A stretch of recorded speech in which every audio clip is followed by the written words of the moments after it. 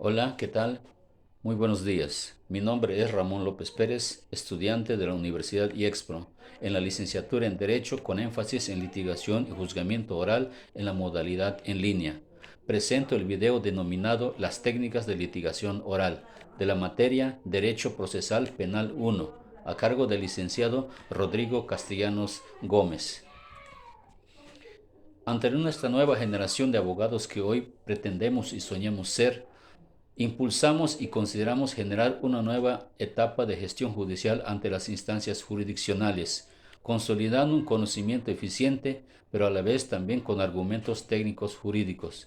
Ante este nuevo modelo de justicia penal, hoy el poder de la palabra es un medio sustancial en la litis, que fue concretada durante la reforma constitucional de 2008 en materia de seguridad y procuración de justicia. Estimó estimó importante consolidar un sistema de justicia acusatorio y adversarial, defendiendo los derechos fundamentales del ser humano. Fundamental entonces consolidar las destrezas y habilidades en materia de litigio. Cuidar la presunción de inocencia y del debido proceso es hoy una realidad. Es importante resaltar que dentro de las técnicas de litigación se encuentra vinculado fundamentalmente la teoría del caso.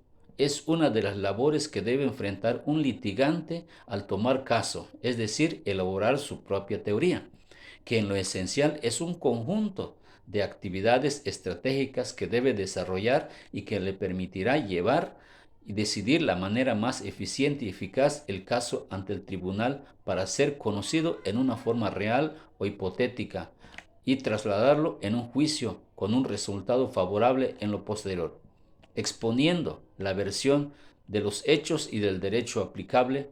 Para tal fin es fundamental lo fáctico, lo probatorio y lo normativo, con la intención de alcanzar una certeza jurídica de lo planteado.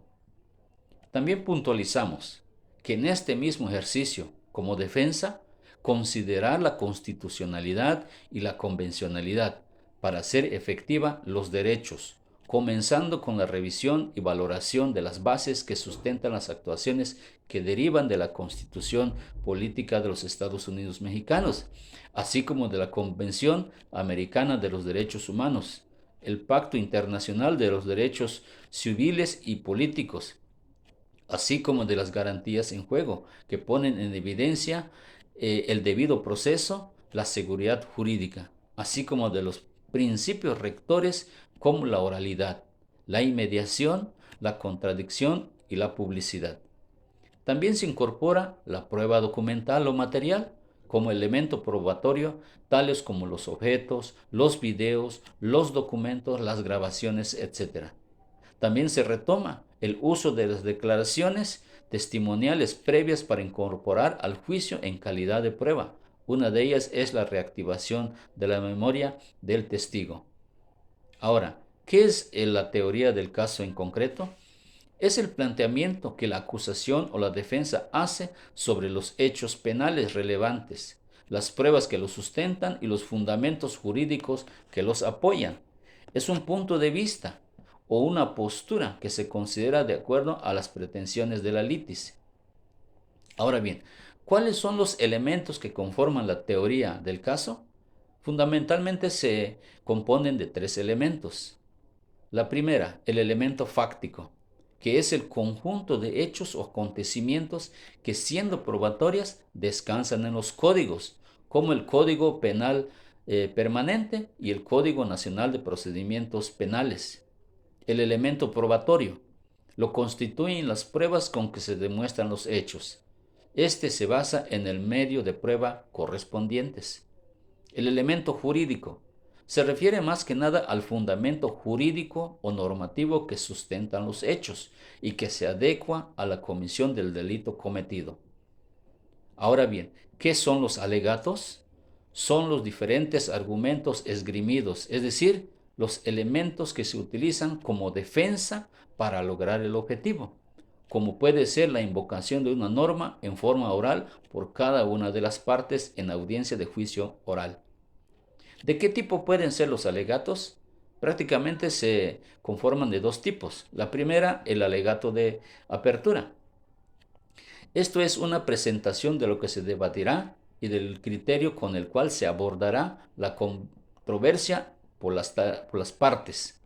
Constituye la promesa que cada uno hace al juez de lo que presenciará en juicio, proporcionándole la orientación respecto del camino que tomará la acusación y la defensa. El alegato de clausura no es más que nada la oportunidad última que tienen las partes para convencer al juzgador de que su teoría se probó y que por lo tanto deberá fallar a su favor. Ahora bien, ¿cuál es el objetivo de un interrogatorio? Es lograr que el testigo presente los hechos que le constan como los haya percibido, que los recuerde y que así lo transmita en la audiencia de juicio oral. ¿Cuál es la finalidad entonces del interrogatorio en concreto? En este caso permite desarrollar dos habilidades. La primera es planear y luego poner en práctica para poder concluir exitosamente la declaración de los testigos. ¿Cuándo se utiliza el refrescamiento de memoria? Esto es una estrategia de litigación que se utiliza para recordar al testigo que son claves del testimonio que se presentan en la audiencia de juicio. En esta acción se debe cuestionar al testigo acerca de que se ha rendido y firmado una entrevista previa a la audiencia sobre los hechos. Si ésta manifestó todo lo que sabía de los hechos y en caso de que se le pusiera a la vista, podría reconocerla. Es decir, es una pregunta a realizar. ¿En qué consiste la evidencia de contradicción? Esto también es una acción que consiste en preguntarle al testigo si ha rendido una entrevista anterior sobre los hechos materia de juicio y si en ese momento manifestó todo lo que sabía respecto de los hechos. Ante esta situación, se pone en evidencia ante el tribunal la contraparte de la entrevista de la carpeta de investigación donde aparece la contradicción. En este momento se le pide que lea en voz alta al tribunal la parte contradictoria. Ahora bien, ¿qué es la objeción que se realiza comúnmente en este acto? Prácticamente es la manifestación de un derecho de contradicción, pues evita vicios en la práctica de las pruebas que distorsionan todo. Son una herramienta, pues, en el juicio oral que permite al abogado evitar que cierta información o pruebas que no sean admisibles formen parte del juicio y que las partes hagan preguntas de una forma que no esté permitida. Es decir, las preguntas que son inconducentes, las que son ilegales, las que están prohibidas o las que son ilícitas. ¿Cuál es la finalidad de la incorporación de la prueba material? Prácticamente su finalidad es obligar al oferente a seguir el procedimiento de acreditación de la evidencia con la ayuda de la cadena de custodia por medio del testigo idóneo para reconocerla. En esta acción de audiencia se pide permiso al tribunal para que se acerque y muestre la evidencia material para exhibirla a la contraparte y comprobarla como un instrumento del delito cometido. En conclusión, quiero argumentar lo siguiente. En esta etapa de formación académica, como futuros abogados en derecho, es prioritario madurar una básica y muy eficiente destreza y habilidades de litigio para un juicio oral en materia penal. Por lo tanto, las técnicas de litigación son elementales para concretar y profundizar el proceso penal de corte acusatorio y adversarial, que serán siempre público ante el juzgador.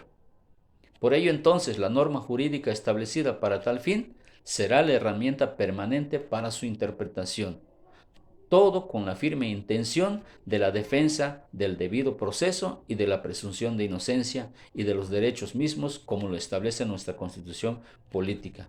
Muchas gracias, es cuanto.